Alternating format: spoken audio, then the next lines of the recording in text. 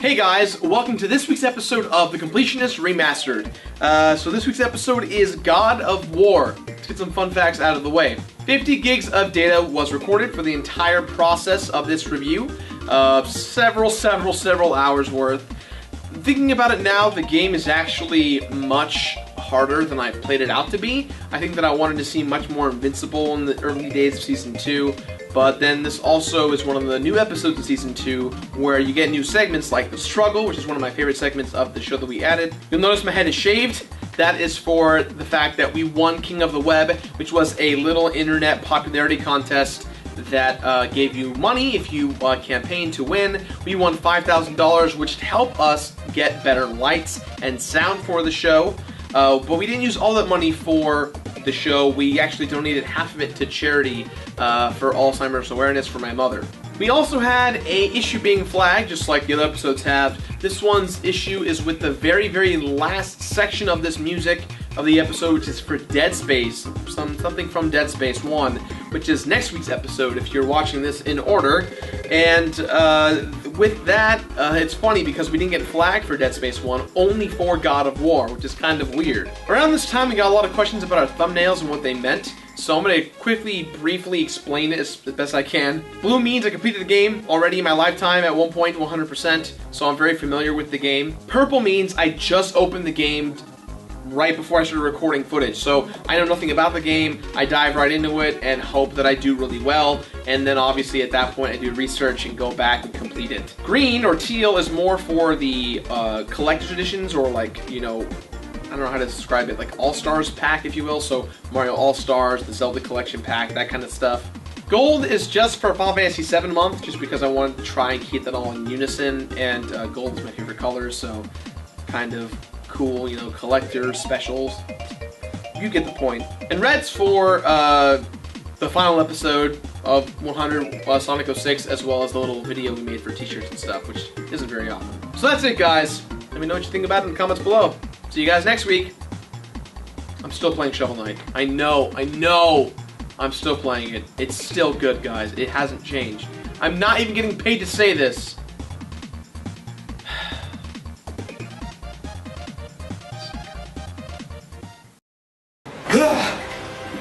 Pandora's box.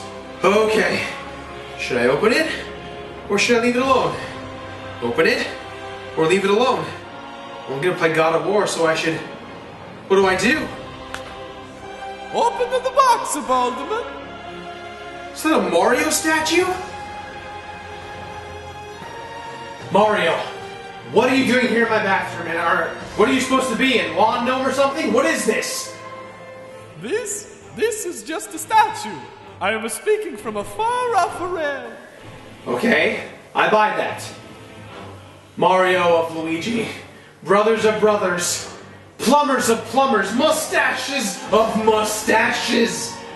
What's in this box? What do I do? Should I open the box? I don't know if it's Tuesday or not. What do I do?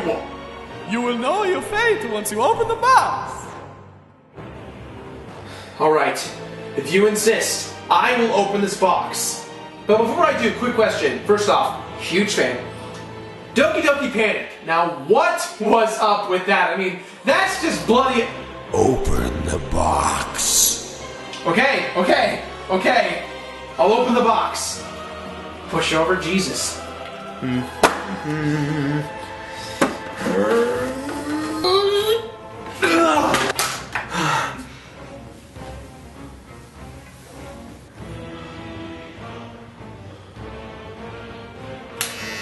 What? No!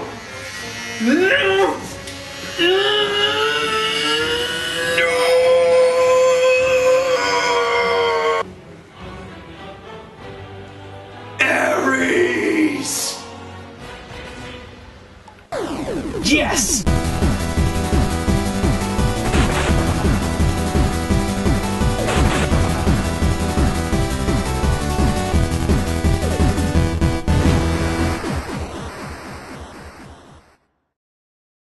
God of War of the Worlds of Warcraft 3: The Frozen Throne. Welcome to a brand new episode of The Completionist. And today, guys, is a very special episode because, yes, Not only is it episode 2 of the King of the Web Baldwin month, but it's also a game I've never played before. That's right, I have never played this game before. It's a blind review, so let's see how this all works out. I hope to Athena that this game lives to the hype.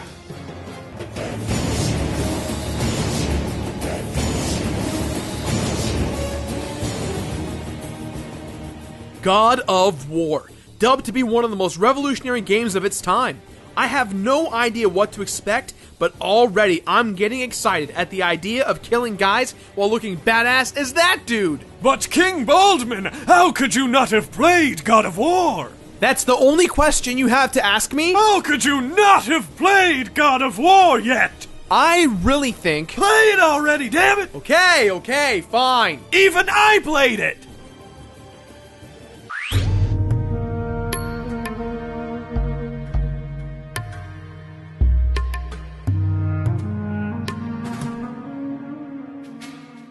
Long ago, in times where gods and mythological creatures existed, lived one of the world's most brutal warriors named Kratos. One of the generals of Sparta, Kratos and his fine army would go up against the toughest of enemies and slaughter them. That is, until one day Kratos fought a horde of barbarians that were just too much for him to handle. Moments before he would lose this battle, he would call upon Ares, the god of war. Ares! He sounds a lot like that flying elephant guy from Durdley Kurg Racing. Ares! Kratos asks Ares to help him slay his enemy, and in return, he will give his life for servitude. Ares instantly binds Kratos with the Blades of Chaos, and Kratos immediately massacres the barbarian army. And from there, Kratos must live his life murdering on behalf of Ares, the god of war. Until one day, Kratos is tricked into killing his own family. From then on, he no longer desires to work for Ares and wants to rebel. So what are his options? He must kill the god of war. Aren't the point of gods to be immortal so that they can't die? Yes. However, a lot of gods have issues with one another, and technically they're not allowed to go to war or kill each other. So the situation gets a little more juicy. Ares decides to destroy Athens to piss off his sister Athena, in which case Athena tells Kratos that if he kills Ares, she and the other gods will forgive Kratos' sins and release him of his nightmares. Now how will Kratos kill Ares? He's a god, right? He's immortal. Using Pandora's box. That's right, Pandora's box, located in the middle of the desert that's located on the back of an old titan who's walking around aimlessly in sandstorms for all eternity. You okay there, buddy? Lots of information right there, so let's go ahead and recap. Kratos wants to end his nightmares by killing the god of war for the other god! Precisely. For what it's worth, considered me intrigued. From the get-go, we have a badass character who is a bit of an anti-hero who has to go up against the army of Ares. Let's give this a shot.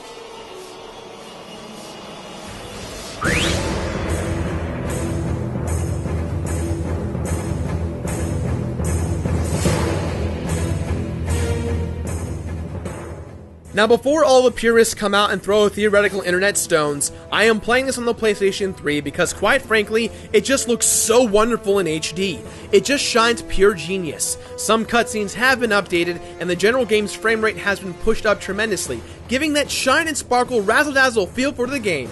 Razzle and dazzle? What an amazing game! As I said briefly before, Kratos is essentially living inside of a nightmare where he is forced to continue slaying anyone and everything in his path. The visuals in this game really help portray that feeling. You are usually greeted with nighttime stages where there is a deep gray hue to the entire landscape. It feels bleak, dangerous, and depressing. You do battle on ships, in ancient cities, and even in the underworld. Throughout each level, there are many different zones, ranging from battle arenas where monsters just keep spawning, balancing stages, timed doors, and all type of fun puzzling things. It's all designed really well, and each level has a great flow to it.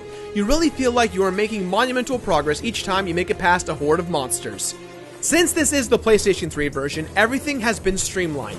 Because the graphics weren't punched up a huge amount, they were able to get away with insanely amazing frame rates. The game just looks so smooth and clean. The level designs are really cool.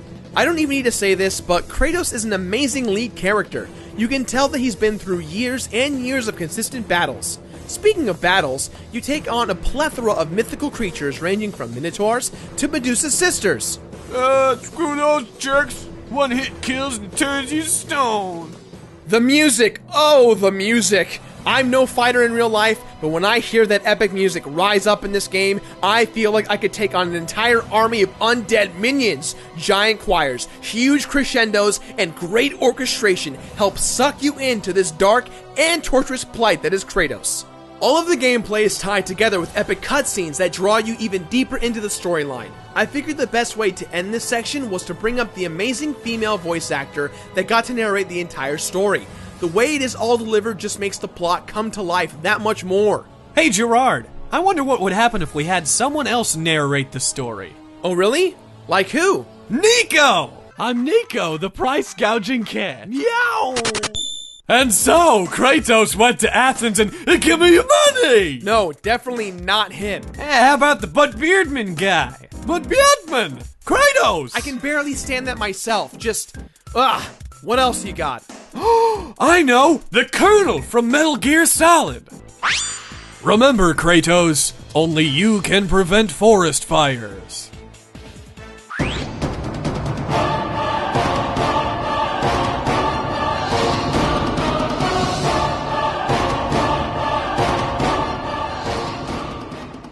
God of War is a third-person hack-and-slash platformer rock'em sock'em robot of a game that challenges you, the gamer, on several different levels of creativity, fun, and frustration all at the same time. And at other times, it does a great job incorporating wonderful, unique puzzles. You guys know I love simple concepts, and God of War's combat is so simple, it makes me want to go get a pair of Chaos Blades for myself. I wouldn't want to shake hands with you. Do it! Shake my hand! No. Oh, so cool! The first thing I need to discuss is the opening level. What a fantastic way to grab your attention. You are thrusted onto the high seas on a ship that's being attacked by Poseidon's Hydra. Now, why is this opening level so important? Because you'll learn all the basic needs and goals right away from the start in such a badass way. The first few enemies encountered teach you how to do basic combos and grabs, and within the next room, you are suddenly then attacked by one of the Hydra's heads, which then shows you the usage of QuickTime events. Now, everyone argues a lot whether or not QuickTime events are good or bad for gaming, and God of War was one of the early adapters of this technique, but I for one think that it works fantastically in this game, considering how insanely gruesome a lot of these monsters appear. The QuickTime events are justified, and you'll soon learn that after you yank one of the Hydra's heads directly onto a pike. Yeah, that's for trying to eat the Kratos! As you progress throughout all of the atmospheres, you will acquire new and different spells directly from the gods that will aid you on your journey. You will get great skills such as Poseidon's Rage, which is a circle of lightning surrounding Kratos, Medusa's Head, which can turn enemies into stone, Zeus's Fury, which will allow Kratos to throw lightning bolts out of the thin air like a javelin, and the Army of Hades, which will allow Kratos to let out the holy hell that is the Army of Hades. You will also get another weapon called the Blade of Artemis, which I never used. Oh, poor Artemis. In the top left-hand corner, you've got your health and magic meter. Defeating the enemies will refill those depending on what difficulty you set the game on. There's also several chests that are placed around the game that have two kinds of items, a magic feather and a Gorgon Eye.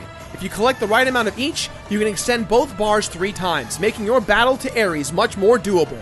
Be forewarned, these chests are very well hidden, and you can easily miss these items on your playthrough. You'll notice that there are 3 other chests as well. There's one for health, one for magic, and there's one chest that when you open it, explode with red orbs. Orbgasm! These are the same orbs that you get when you kill an enemy. The orbs allow you to upgrade all of your skills, which can take a very long time, depending on your abilities. The most important thing I found to upgrade right away was the Blades of Chaos, so you can unlock Spartan's Rage. Spartan's Rage is a near invincibility mode for Kratos. He does tons more damage, attacks faster, and has infinite magic for the time being. Maxing all of your skills, although very beneficial, is not a necessity. But for those of you who want to do this right away, you can just do this. Glitches with Bald Man Gerard Dez. In order to perform this awesome glitch, you'll need to bait the heartbeat that's located in a particular part of the Temple with Pandora's Box.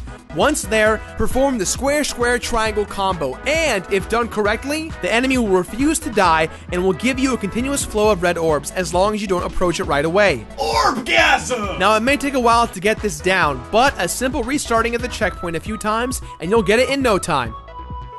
One of my big love-hate relationships for this game is the enemies. I love the fact that as you go deeper and deeper into the story, the enemies get more difficult. Enemies start out very easy and somewhat dumb, but when you get further into it, you'll find a very nasty combination of just 2 or 3 enemies that can ruin your night. This is where that frustration comes into play. You? Getting frustrated? Nah. Another gripe I had with this game was the lack of bosses. People will argue that certain areas feel like boss fights, and while I do agree that at times, there's actually only 2 to 4 boss fights in the whole game. It bummed me out just a little bit considering how this game starts out on such a high note. And maybe this is just the PlayStation 3 version, but I found there to be a few interesting bugs and glitches that seem to have worked against me. But then again, I did find one that was actually great to discover. Glitches with Old Man Snitches. Did you remember the time that I sent the young whippersnapper down to fight Diablo? Why, I feel like it was just yesterday when he waltzed into Tristram thinking he could take on the world. Then Bale came up and we thought, well, we need to get Bale as well. And then once fighting Bale...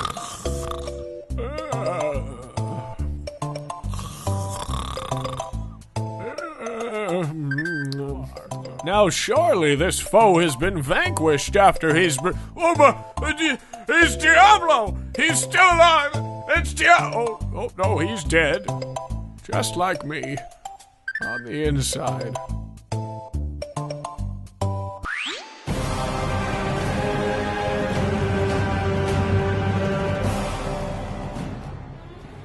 So you've collected all the Gorgon Eyes and magic feathers, you've collected a bunch of red orbs, and you've maxed out all your magic spells and weapons. Orgasm! Let's give Ares a run for his money. Shortly after Kratos discovers Pandora's box, Ares realizes what Kratos has found and throws a stone pillar right into Kratos' stomach from Athens, killing him. And when Kratos then descends into the underworld, he's not willing to give up just yet. You battle your way through the underworld only to end up back in Athens outside of the Oracle's temple, which is now left in shambles. It's now go time. After opening Pandora's box, it then makes Kratos the size of Ares, kind of like a Megazord from Power Rangers, and now it's up to you to open a can of whoop-ass and slay the god of war! You said can, it's a box. What was that? Then say box, it's not Pandora's can. Greg, is something wrong? Is something bothering you? I put the razor into Pandora's box, it ain't no can. That was you the whole time? Whoa. You were actually the Mario statue? I didn't have to shave? Now I have a goatee? I could have had an awesome beard! But you know what, I actually like goatees too. But no! I want my beard back! It's weird, I'm cold, and I want my beard! You owe me a beard!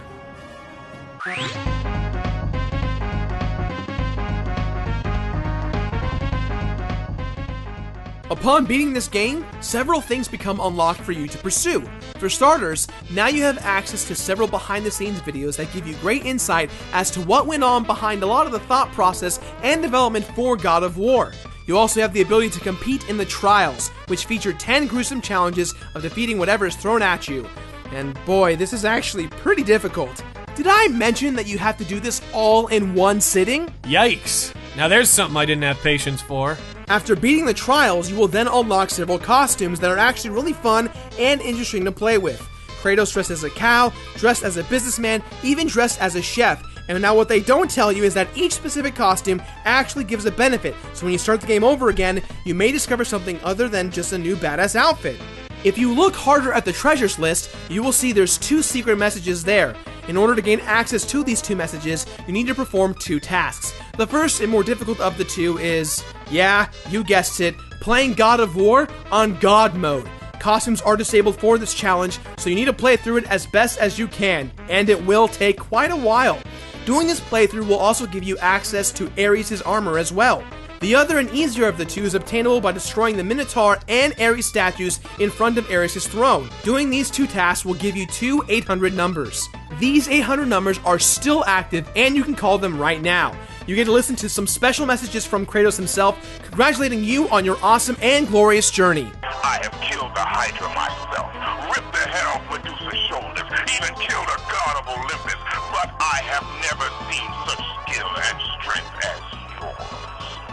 You have conquered God mode. The time and dedication you put into reaching this point is worthy of celebration and reward.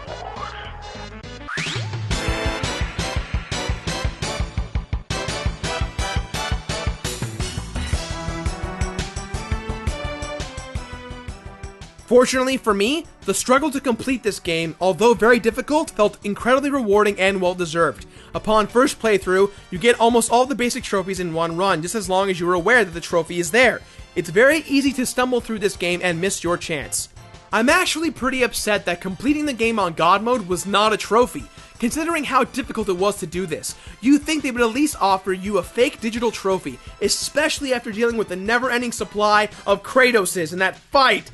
Okay there, completion boy. You want to do it? You give it a shot! The most difficult trophy in this entire lineup has to be the 5-hour run, which honestly isn't that bad, especially since you can choose any setting you want and can wear any of the outfits. I beat this game in 3 hours and 35 minutes dressed as a cow, and I had unlimited magic. I bet your udders were all uttered out. Orgasm! Overall, God of War was an exceptional experience, and for those of you looking for a challenge, I highly recommend going for the trophies. God mode, not necessary. Let me put you guys at ease by saying that God of War definitely lived up to the hype, and then some. The fantastic simplistic combat, all of the great spells you get, the way you can level up Kratos to be super badass, and most of all, the trophies definitely make the extra effort you want to put into a PS3 HD upgraded remix kind of game. I can't wait to play God of War 2, 3, and the origin stories. With that in mind, guys, this game gets my completionist rating of completed. Dude, aren't these lights awesome? Completed! That's all the time we have for today, guys, so please, as always, leave your positive and negative comments in the boxes below. Don't forget to leave your suggestions for the future of the show, and face twit tamblegrams if you're into that whole social networking thing. Face, twit, tamblegram. 4 of them. Do it. If you want. No pressure. No pressure. Pressure. Now if you excuse me. Whoa! Who turned out the lights? Turn on the lights! Turn on the lights! Do you guys hear that? Necromorphs. Let's do this.